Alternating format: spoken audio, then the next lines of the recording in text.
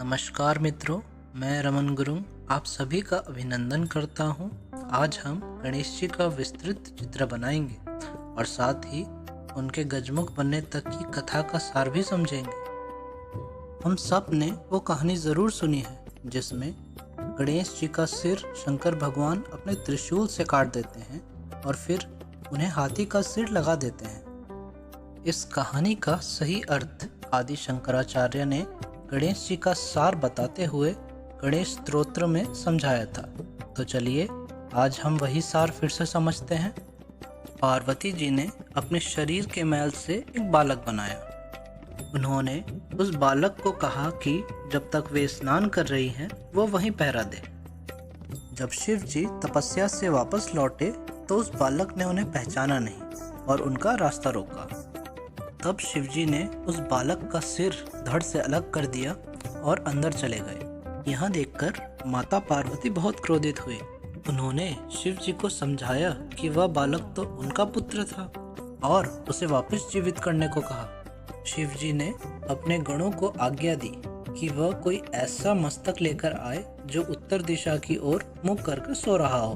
तब शिव जी के गण एक हाथी का सिर लेकर आए जिसे शिवजी ने उस बालक के धड़ से जोड़ दिया और इस तरह हमारे प्यारे गणेश जी का जन्म हुआ। इस कहानी में विचार करने लायक बात ऐसी है कि पार्वती जी जो एक पवित्र देवी मानी जाती हैं, उनके शरीर पर मैल क्यों था?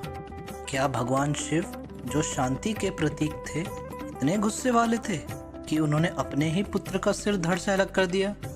और गणेश जी को हाथी का ही सिर क्यों लगाया गया? इन सभी प्रश्नों के उत्तर आदि शंकराचार्य ने गणेश जी का सार बताते हुए दिया था। माता पार्वती प्रसन्न ऊर्जा का प्रतीक है।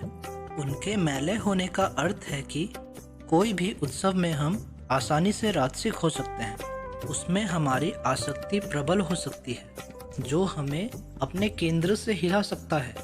मैल अज्ञान का प्रतीक है और भगवान शिव सर्वोच्च सरलता, शांति और ज्ञान का प्रतीक है।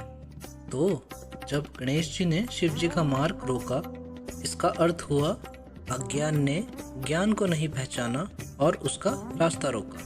तब ज्ञान को अज्ञान से जीतना जरूरी था। इसी बात को दर्शाने के लिए शिव जी ने गणेश जी के सिर को काट दिया था। हाथी ज्ञान शक्ति और कर्म शक्ति दोनों का ही प्रतीक है। हाथी के मुख्य गुण होते हैं बुद्धि और सहजता। हाथी का विशालकाय सिर बुद्धि और ज्ञान का सूचक है।